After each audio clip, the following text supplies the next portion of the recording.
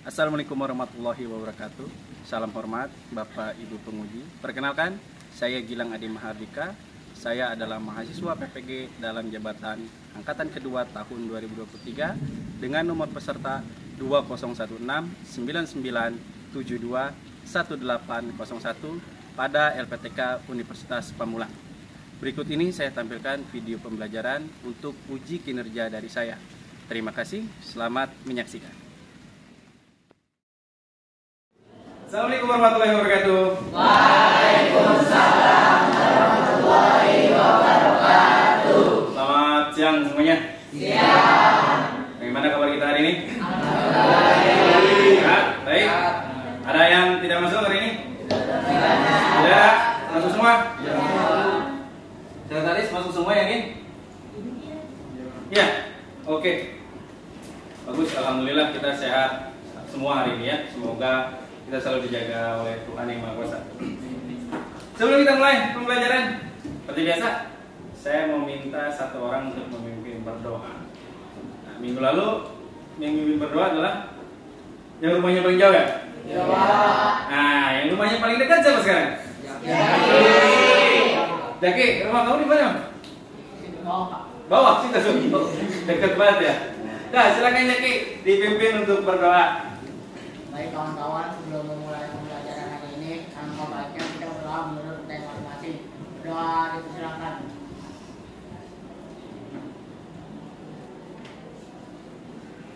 Doa selesai. Baik, terima kasih Jaki. Ya, semoga apa yang kita pelajari hari ini bermanfaat dan berkahi oleh Allah Subhanahu wa taala. Amin. Lanjut. Biasa, setelah berdoa kita menyanyikan salah satu lagu wajib nasional. Saya minta satu orang untuk maju ke depan sebagai dirijen. Ada yang bersedia? Silakan. Putri, Angga, Put, silakan. Oke. Yang lain mohon untuk berdiri. Hari ini kita akan menyanyikan lagu wajib nasional dengan judul Dari Sabang sampai Merauke.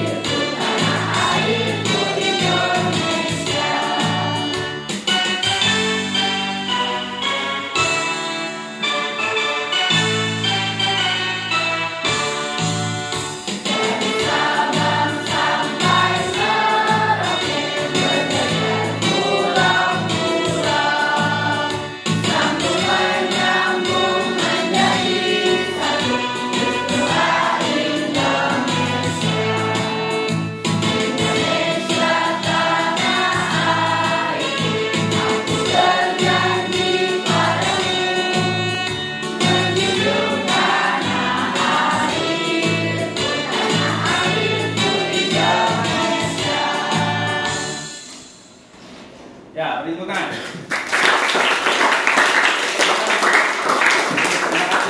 Yang lain silakan duduk kembali. Terima kasih Putri sekali lagi sudah membantu kita. Oke, sekarang kita mulai belajar. Silakan tolong dikeluarkan bukunya, kemudian alat tulisnya, handphonenya juga silakan dikeluarkan. Ada yang tidak membawa buku? Bawa semua ya. Siapa yang tidak bawa buku paket? Ada? Ada?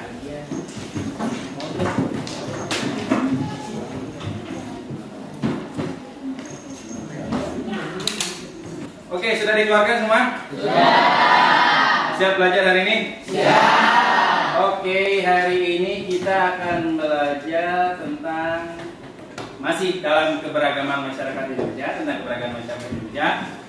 Kita melanjutin pembelajaran minggu lalu. Minggu lalu kita udah belajar sampai mana sih? Ada yang bisa memberi jawaban? Saya Pak, Awak? Ya, awak. Minggu lalu kita belajar tentang apa, Pak? belajar tentang makna persatuan. Makna persatuan. Apa sih persatuan, Pak? Persatuan berarti kesepakatan untuk bersatu dan bekerja sama dalam mencapai tujuan yang sama. Oke, kesepakatan untuk bersatu demi mencapai tujuan bersama. Beri tepuk tangan untuk awak. Ada lagi yang mau memberi pendapat? Minggu lalu kita belajar sudah sampai mana? Coba. Gilang, ya, silakan Lang. Apa Lang? Minggu lalu kita belajar tentang prinsip-prinsip persatuan. Prinsip-prinsip persatuan. Apa aja itu Lang? Prinsip-prinsip persatuan yang pertama ada prinsip Bhinneka Tunggal Ika. Bhinneka Tunggal Ika. Yang kedua ada prinsip nasionalisme Indonesia. Nasionalisme. Yang ketiga prinsip kebebasan yang bertanggung jawab. Kebebasan bertanggung jawab. Yang keempat prinsip wawasan Nusantara. Wawasan Dan Nusantara. yang terakhir yang kelima prinsip persatuan pembangunan untuk mewujudkan cita-cita reformasi. Oke, beri tangan. Oke ya, good ya. Minggu lalu kita sudah membahas tentang makna persatuan dan prinsip-prinsip persatuan. Nah, hari ini kita akan lanjutkan materi minggu lalu, tapi tujuan yang harus kita capai hari ini adalah yang pertama. Kalian mampu menjelaskan bentuk-bentuk keberagaman masyarakat Indonesia. Masyarakat Indonesia beragam kan? Nah, bentuk-bentuk keberagaman itu apa aja yang ada di masyarakat Indonesia? Yang kedua, nah setelah kalian mengetahui bentuk-bentuk keberagaman, kalian harus mampu menganalisis penyebab permasalahan atau konflik akibat dari keberagaman. Ternyata keberagaman bisa menyebabkan konflik. Nah, penyebabnya apa? Yang ketiga, mampu menelaah upaya pencegahan. Nah, setelah tahu ada konflik, apa yang bisa kita lakukan? Kalian nanti akan diskusi untuk mencari, menelaah upaya pencegahan permasalahan atau konflik yang bersifat SARA. Ya, paham? Siap untuk mencapai tujuan hari ini? Siap. Oke, kalau kayak gitu, kita lanjut kegiatan hari ini. Kegiatan hari ini, nah untuk mencapai tujuan pembelajaran tadi, kegiatan yang akan kita lakukan adalah yang pertama diskusi kelompok. Kelompoknya pakai aja minggu yang lalu ya, pakai kelompok minggu lalu ya. Yang kedua, setelah diskusi, nah nanti ada presentasi ya. Setelah kalian mendiskusikan, nanti ada saya bagikan LKPD. Setelah diskusi kelompok, presentasi maju ke depan. Kalau bisa, seperti biasa, kalau bisa presentasinya sekali lagi menggunakan ya yang lebih keren dikit lah ya. Bisa ya, pakai Canva misalnya atau pakai PowerPoint. Setelah presentasi, nah nanti kita ada tes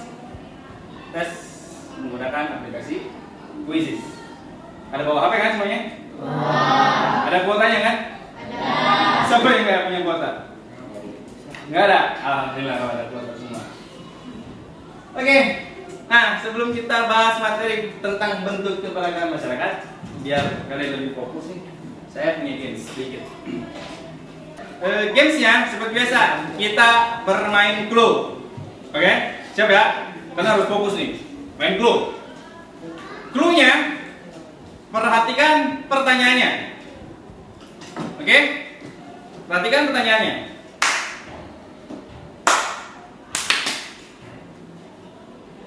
Ada berapa nyamuk yang saya bunuh?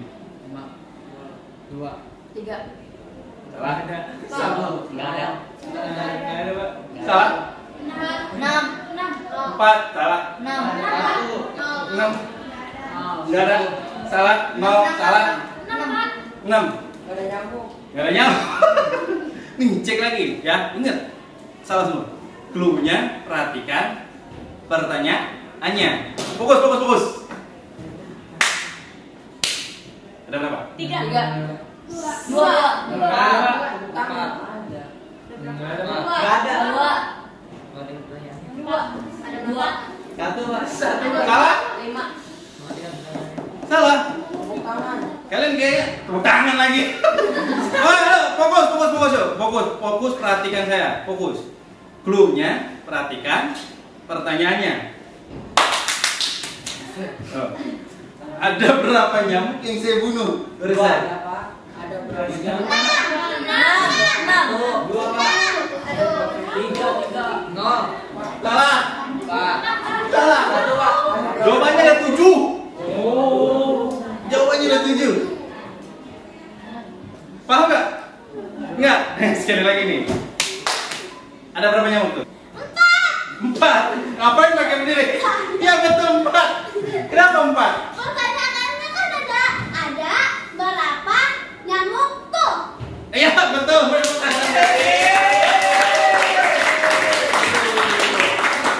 Jangan nggak paham loh. Jadi jangan lihat tepuk tangan saya ya pas tepuknya mau, tapi cluenya ingat, perhatikan pertanyaannya. Nah dari yang saya sampaikan ada berapa pertanyaan tuh? Ada berapa nyamuk yang saya bunuh? Pasti 6 ya. Paham? Paham? Ada berapa tuh? Berarti ada berapa tuh? 3 ya. Paham ya? Oke, beri tepuk tangan dulu buat kita semua. Ya, kita mulai belajar ya hari ini tentang bentuk keberagaman masyarakat di Indonesia. Silakan kalian catat. Oke. Keberagaman masyarakat Indonesia meliputi, ada keberagaman suku bangsa, agama, budaya, adat istiadat, bahasa daerah, pandangan politik, dan juga golongan. Di kelas ini ada yang dari suku Jawa, ada suku Sunda ya, banyak banget suku. Ada yang di rumahnya menggunakan bahasa Jawa kalau ngobrol sama orang tua. Ada yang pakai bahasa daerah lain-lain juga. Ada. Di bahasa Sunda ada. Itu keberagaman yang ada di masyarakat Indonesia ya. Nah ini contohnya suku bangsa. Suku bangsa ini terjadi. Mengapa terjadi begitu banyak suku bangsa Indonesia? Persebaran suku bangsa dipengaruhi oleh faktor geografis. Faktor geografis negara kita. Kemudian perdagangan laut juga dan kedatangan para penjajah di Indonesia. Nah ini menurut BPS, Badan Pusat Statistik Nasional, tahun 2010 terdapat 1.331 suku bangsa di Indonesia. Wow. Di kita baru ada suku Jawa, Sunda baru 2. 1.329 lagi apa? Bisa sebutin? 1.329. Susah ya. Lanjut. Adat istiadat. Pernah dengar istilah adat istiadat? Adat istiadat itu apa? Nih adat istiadat. Adat istiadat adalah tata kelakuan yang relatif turun-temurun dari generasi ke generasi yang ditunjukkan dengan pola perilaku pada masyarakat. Biasanya kayak acara-acara nikahan, rumah adat, pakaian adat. Ini kalian yang nyiptain apa udah ada dari dulu? Apalagi pas kita kayak pensi kemarin, ada yang menggunakan pakaian-pakaian adat kan? Pakaian itu kalian yang buat atau yang udah ada dari dulu? Dari dulu, turun temurun dari generasi ke generasi. Itu adat istiadat. Bisa rumah adat, pakaian adat, senjata tradisional, alat musik tradisional, lagu daerah, tarian daerah, makanan dan lain-lain. Yang ketiga, nah di Indonesia juga ada keanekaragaman agama. Ada berapa agama di Indonesia? 6. Apa aja? Islam, apalagi? Islam, Katolik, Buddha, Konghucu, Hindu. Ya, ada 6. Ada 6 agama yang diakui berada di Indonesia. Islam, Kristen, Katolik, Hindu, Buddha, dan Konghucu. Good. Udah dicatat? Kita lanjut. Nah, dari sekian banyak keberagaman yang ada di Indonesia, ada ternyata berpengaruh banget terhadap kehidupan di masyarakat. Keberagaman ini mempengaruhi kehidupan masyarakat Indonesia. Pengaruh keberagaman ada 2. Yang pertama ada dampak positif. Yang kedua ada dampak negatif. Kalau ada positif pasti ada negatif. Ya.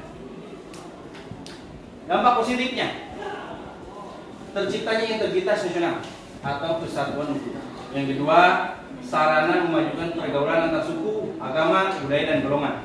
Kita bisa akrab dengan orang yang berbeda suku, beda agama sebagai sesama masyarakat Indonesia. Yang ketiga, memperkaya hasanah budaya bangsa. Banyak budaya-budaya negara kita yang diakui oleh dunia.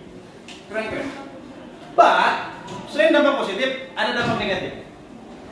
Kira-kira menurut kalian, dampak negatif dari keberagaman? Munculnya konflik di lingkungan masyarakat. Good. Ada lagi? Good. Beri tepuk tangan buat Karin. Good.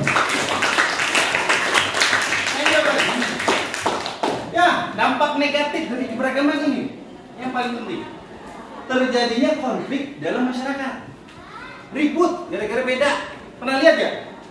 Saudara kita atau tetangga kita ribut gara-gara berbeda. Gara-gara beda. Bisa beda rasnya, fisiknya, dan beda sukunya, beda percayaannya, ribut. Yang kedua, muncul sikap primordialisme, etnosentrisme, dan fanatisme yang berlebihan. Apa sih ini? Nah, kita bahas selanjutnya. Sikap itu saya identifikasikan sebagai gejala atau potensi penyebab konflik.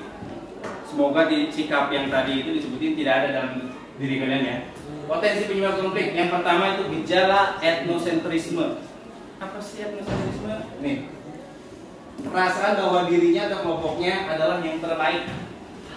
Pernah ngerasa kayak gini? Biasanya nih yang muncul kayak gini gara-gara tim pendukung sepak bola.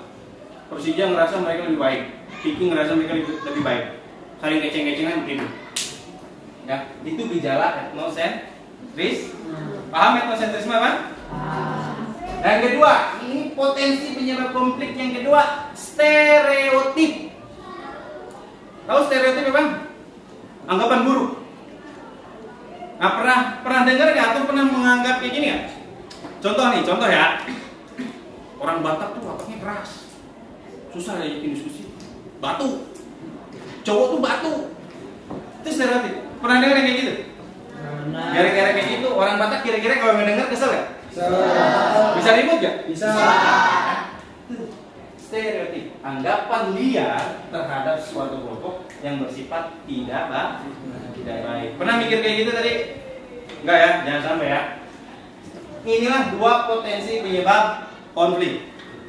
Semoga tidak muncul dalam diri kalian masing-masing. Nah, berikut nih saya punya video. Tolong diperhatikan.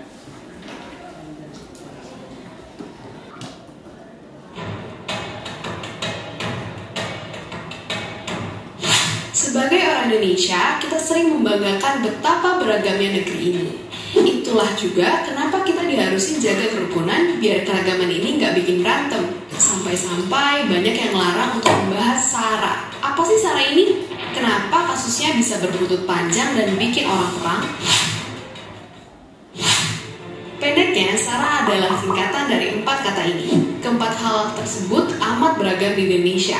Sayangnya, keragaman suku, agama, ras, dan antar golongan yang harusnya jadi kebanggaan Indonesia malah kadang dipakai buat saling menghina. Makanya saat bahas tentang SARA, orang bisa jadi sensitif. Padahal bahas SARA itu wajar-wajar aja dan malah penting buat kita bisa ngakuin dan terima perbedaan.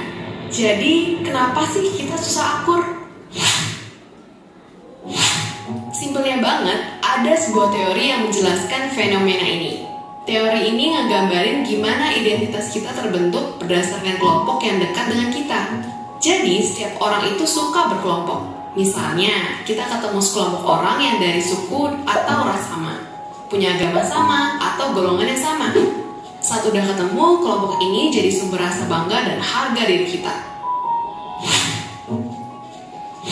Saat identitas kelompok ini udah melekat banget dalam hidup kita, biasanya kita bakal mikir kalau kelompok kita lah yang terbaik. Gak jarang caranya ini lewat membandingkan dengan kelompok lain, bahkan sampai menjelek-jelekan kelompok lain. Sedihnya terkadang pandangan akan kelompok lain ini gak ada dasarnya. Akhirnya dengan menumpuki asumsi negatif, banyak kelompok yang saling gak suka dan akhirnya berantem. Perselisihan ini makin diperparah sama banyak faktor. Jadi kalau kita nggak segera benerin negara yang diperjuangin sama para pahlawan kita, bisa-bisa negara ini nggak akan bertahan lama. Di seluruh dunia banyak konflik yang muncul berkaitan dengan hal-hal ini. Lebih sedihnya lagi di Indonesia juga makin sering muncul bibit-bibit perpecahan. Belakangan ini kita sering dengar berita tentang pelecehan suku dan ras tertentu di Indonesia. Akhirnya, kebencian antar kelompok-kelompok yang beda pun makin menjadi-jadi. Tentunya kita nggak mau Indonesia terpecah belah kayak gini.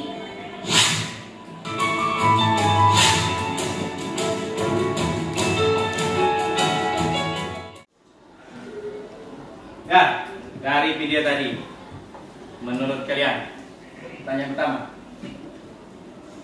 Mengapa keberagaman malah menyamakan konflik? Kenapa? Nah itu jawabannya. Kira-kira kenapa sih kita udah berbeda, udah jelas-jelas beda, kok malah ribut? Kira-kira apa? Yang kedua, kalau udah terjadi keributan kayak gitu, supaya nggak terjadi lagi, bagaimana upaya untuk mencegah konflik terjadi di lingkungan kita? Punya ide? Buat mencegah konflik terjadi di lingkungan kita? Punya ide? Kalau nggak punya ide, nah hari ini kita perlu mendiskusikan pertanyaan ini. Yuk kita diskusi. Oke, selanjutnya minggu lalu kita udah ngebagi kelompok kan? Sekarang ketua kelompok silakan maju ke depan. Saya bagikan LKPD terlebih dahulu. Silakan kepada kelompok 1 Putri ya. Kelompok 2 Anda. Kelompok 3 Awak, Sabrina.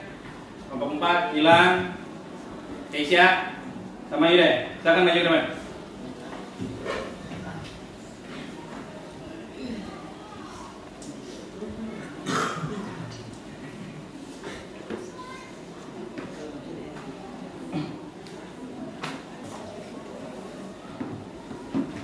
Oke, kelompok 1, kelompok 2, 3,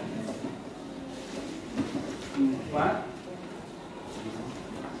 5. Ya, silakan kembali ke tempat.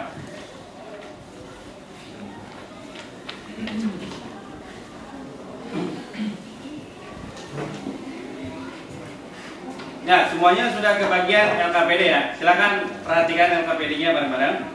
Di LKPD ini, lembar kerja ini ada seperti biasa nama lengkap anggota harus kalian isi, nama-nama anggota. Yang kedua, jangan lupa perhatikan petunjuk pengisian. Di petunjuk pengisian ini ada 5 poin. Silakan nanti kalian baca masing-masing bersama-sama dengan kelompok masing-masing. Kemudian setelah petunjuk pengisian itu ada contoh kasus yang Bapak berikan. Apa judul kasusnya? Apa judul kasusnya? Kasus bullying siswa SMP di Cilacap dipicu karena korban gabung geng lain. Kasus ini adalah salah satu bentuk konflik akibat dari keberagaman muncul di lingkungan sekolah. Kalian silakan analisis, jawab pertanyaan-pertanyaan yang ada di LKPD. Di lembar kedua. Di lembar kedua perhatikan, dibuka lembar kedua. Ada lembar kedua? Ada ya? Ada berapa pertanyaan? 4. Nanti silakan kalian diskusikan. Boleh kalian cari informasi dari manapun. Dari buku paket boleh, searching internet boleh. Sok banget. Analisis informasi tersebut, catat di LKPD ini. Paham? Ada pertanyaan tentang LKPD ini? Kalau tidak ada, kira-kira butuh berapa lama untuk diskusi? 30 Pak. 40 Pak. Jangan kelamaan, gampang nih. 30 menit ya? 30 menit cukup ya? Oke, waktu diskusi saya persilakan. 30 menit dari sekarang.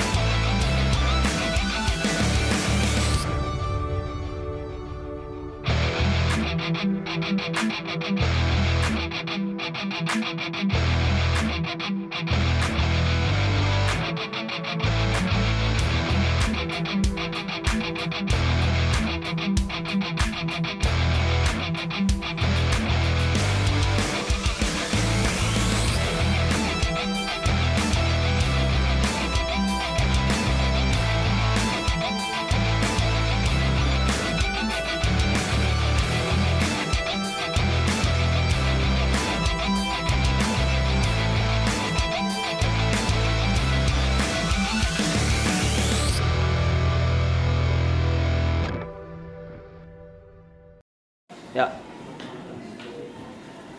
Ya, baik. Waktunya sudah habis ya. Sudah selesai semua ya. Yang belum selesai nanti tinggal dirapiin aja dikit-dikit doang kan. Kelompok 1 udah selesai? Kelompok 2 udah? Kelompok 3 udah ya? Kelompok 4? 5? 6? Udah semua ya? Oke, kalau gitu sekarang saatnya kita presentasi. Nah, kelompok siapa yang siap presentasi duluan? Gila. Oke, kita beri tepuk tangan untuk kelompok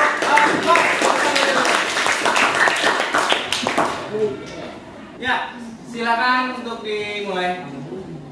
Sekali lagi beri tepuk tangan untuk kelompok 4. Silakan mulai kelompok 4. Baik, Assalamualaikum warahmatullahi wabarakatuh. Waalaikumsalam. Kami akan mempresentasikan hasil diskusi kami terkait korban bullying di Cilacap. Dan ada anggota kami yang beranggotakan 5 orang. Dan saya Gilang Adriano sebagai moderator. Ada Rafika Rifda sebagai narasumber, Rizky Chandra Putra sebagai narasumber, ada Sekar Arun Kurniasi sebagai narasumber, dan Safa Maulid Dahra sebagai narasumber.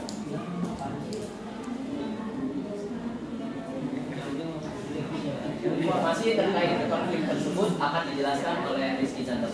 Informasi tersebut berisikan tentang siswa yang berinisial FF yang menjadi korban bullying di Cilacap oleh siswa berinisial MK yang merupakan kakak kelas dari si korban. Penyebabnya ialah karena korban bergabung dengan geng siswa lain. Selanjutnya ada faktor penyebab dari bullying tersebut yang akan dijelaskan oleh Sekar.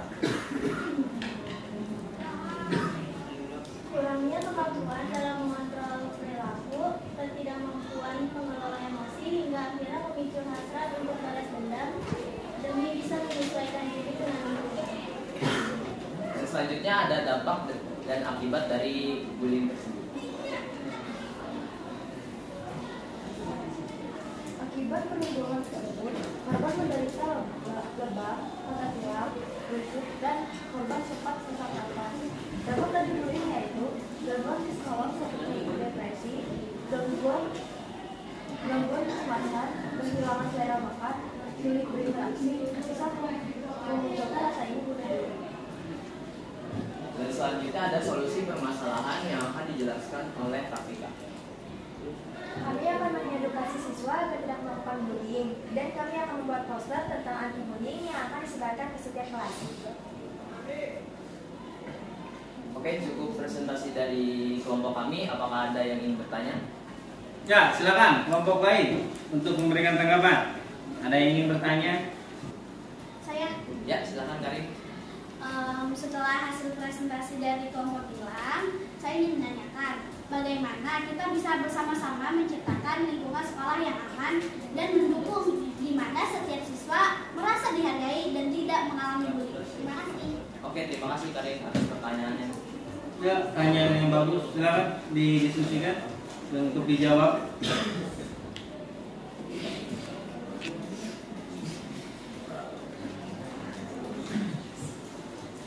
Saya akan menjawab pertanyaan Karin. Di lingkungan sekolah, kita harus menjunjung tinggi rasa toleransi dan saling menghargai supaya tidak terjadi bullying. Bagaimana? Cukup? Cukup.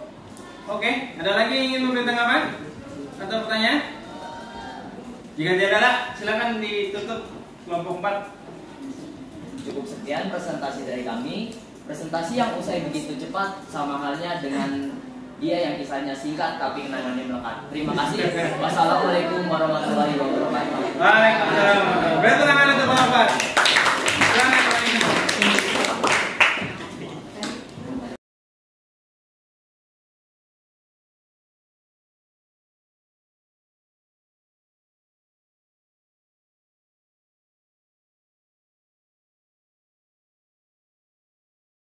Upaya yang dapat kami lakukan sebagai bentuk pencegahan agar kejadian tersebut tidak terjadi. Motif korban mengaku menjadi anggota kelompok barisan siswa berbasis Yang kami lakukan yaitu kami membuat produk berupa poster yang bertujuan untuk memberi pencerahan kepada pelaku. Oke, terima kasih yang semuanya yang sudah presentasi. Good, presentasinya bagus-bagus. Solusi yang ditawarkan juga lumayan tepat dengan contoh kasus yang saya tawarkan di LKPD. Thanks. Sebelumnya beri tepuk tangan dulu untuk kita semua.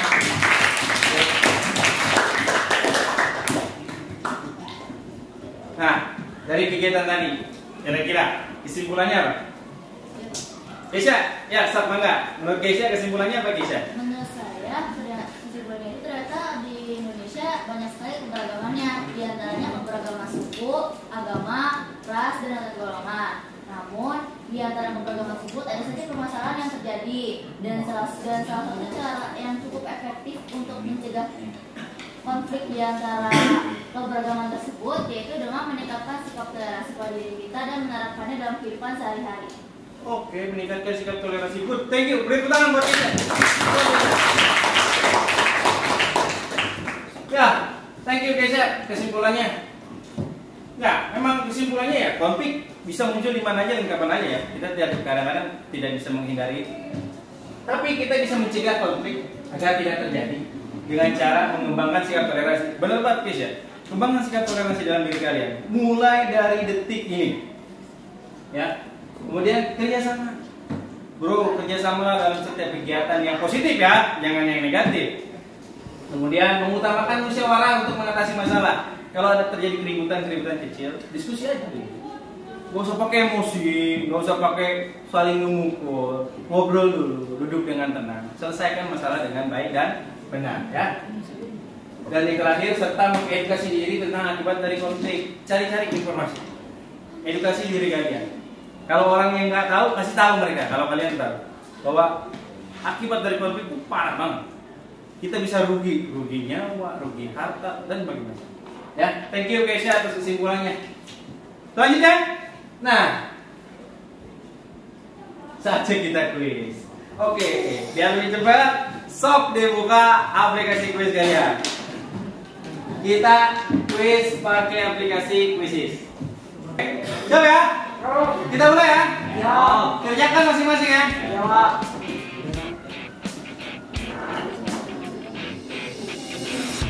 Oke, 3, 2, go.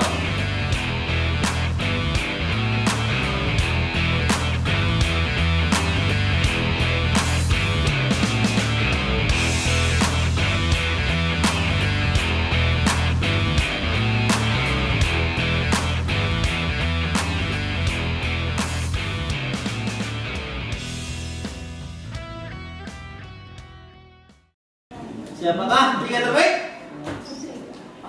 Ya, ternyata posisi 3 dari Rizky Chandra, 2 Naswa, yang pertama Yuda Permana. Silakan, silakan. Oke ya, rata-ratanya yang lain juga oke. Selamat buat Yuda, good Yuda. Awak sama siapa dari Indra? Rizky Chandra. Direni. Oke, thank you. Soalnya gampang kan ya, berkaitan dengan pembelajaran kita hari ini. Ya, karena kita sudah quiz, berarti berakhir pula pembelajaran kita hari ini. Thank you sekali lagi, selamat yang nilai skornya bagus-bagus. Yuda posisi 1 ya, Hawa posisi 2, Rizky Chandra posisi 3. Minggu depan untuk pertemuan selanjutnya, minggu depan kita akan melaksanakan sebuah proyek. Nanti kita akan buat proyek poster atau video dan sebagainya macamnya ya. Masih dalam materi tentang keberagaman masyarakat Indonesia bab keempat ini, oke? Ada pertanyaan sebelum kita akhiri kegiatan kita hari ini? Tidak ada? Silakan. Kalau tidak ada, cukup sekian dari Bapak. Kurang lebihnya mohon maaf. Dari topik saya. Assalamualaikum warahmatullahi wabarakatuh. Waalaikumsalam.